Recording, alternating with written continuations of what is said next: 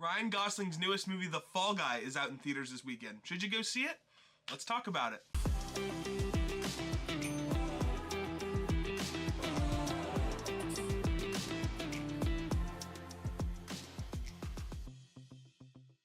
Welcome back, Kernels, to another movie review. Last night I got the privilege of going to see The Fall Guy, and honestly I did mostly like it. So real quick before we dive into this review, if you are new here, consider subscribing so you don't miss any more reviews like this one, and be sure to stay tuned for next week when I will be reviewing Kingdom of the Planet of the Apes. Without further ado, let's dive into The Fall Guy. So the movie follows this guy named Colt Seavers, who is a stunt double for a guy named Tom Ryder, who has gone missing. So he gets this call basically to go and find him because he's missing, to eventually learn that it's a setup and that Tom Ryder has actually killed someone and that they are trying to use Colt as a way to frame him.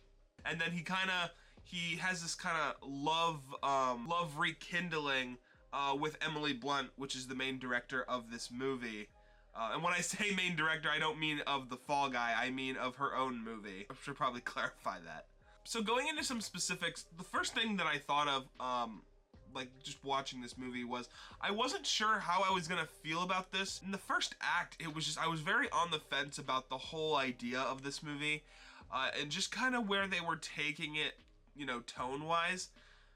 And then by the end of the first act, I was like, no, okay, this movie found its footing, like, I'm here for it. And from there, it only builds upon the things that you like. I will say, I thought the Aaron Taylor Johnson kind of thing that they did was cool, where they introduced him as the guy who was being held captive, but by the end, obviously, we kind of already knew he was this, like, arrogant kind of guy, but he is the killer, and he's also in on it with like this one studio head lady who is again trying to frame Ryan Gosling's character for the murder because they quote unquote say that no one will ever think it was the stuntman.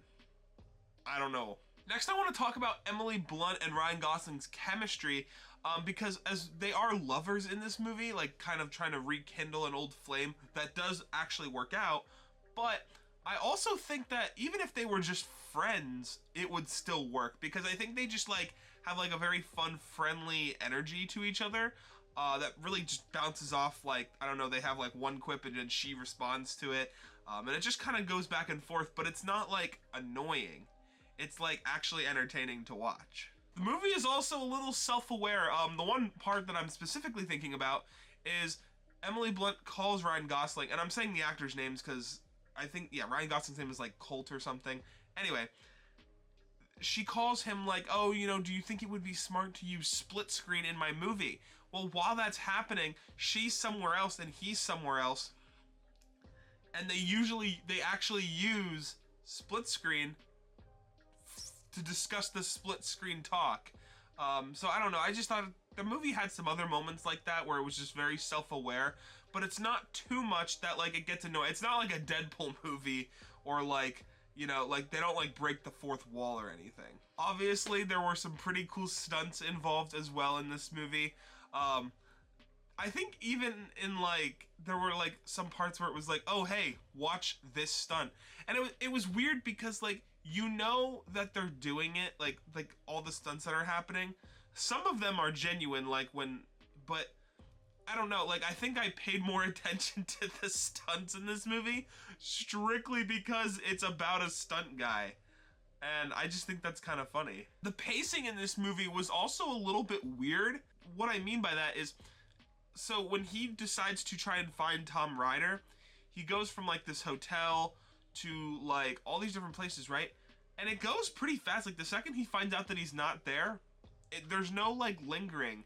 And you know how like in a movie like there's usually some kind of like, it's like a little bit slower into that scene. No, this was like straight up cut right into the next one.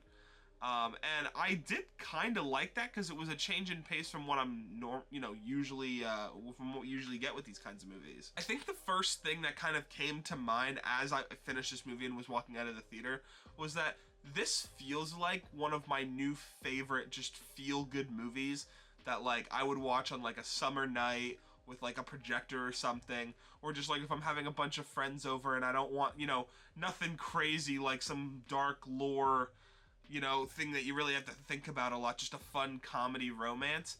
This is that movie. And for me, it does exactly that, and it's really good at it too. When Ryan Gosling's character goes to Aaron Taylor Johnson's house to find him originally, they kind of tell him, he's like, oh yeah, you know, he has post-its for everything. And when they say everything, they literally mean everything. Probably any thought, any passcode, anything. And it's funny I mentioned passcode because at one point they find his phone to try and find like where he is, but they don't know the password to it. And he's like, oh, well, there's gotta be a post-it of it somewhere. So there's literally a whole scene where they go to his house just looking through all of his post-its. There's even one regarding Jason Momoa, and they go, is it Momoa or Momoa? Or like some weird, I don't know. But there's so many weird post-its throughout his house. There's easily like probably upwards of like 500 post-its that you can see in frame. And it's really funny because you can, if you really like pay attention to it, you can probably read a lot of them. And then some of them are focused in. The movie also has a lot of fun with itself. Like, again, it's kind of self-aware that it is, you know, kind of being made after a Hollywood movie, and it's also capturing what Hollywood movies are like. So they do some really neat camera work stuff, just as well as like they kind of get like tone and mood is kind of like they nail it here. And that's something I really appreciated. I should also mention that I really like Winston Duke in this movie, as he plays like the stunt coordinator. And him and Ryan Gosling are like doing these things. He's like, oh, movie reference here and movie reference here. And they're just kind of like buddy bros. And that was really entertaining. Overall though, I thought it was a fun film. Again, I really, you know, I wasn't sure about it going in. But as, you know, the film got more and more into it, I was like, okay, yeah, this is definitely for me. So let me know what you guys thought about The Fall Guy if you guys are planning on seeing it this weekend. Again, I really enjoyed it. I think I actually gave it 4.5 stars out of 5 on Letterboxd, which I did not expect going in, but it kind of just won me over with, really it was Ryan Gosling and Emily Blunt's chemistry, because they have really fun chemistry on screen together. So thank you guys so much for watching, and stay tuned for more movie reviews like this one. Until next time, guys, peace.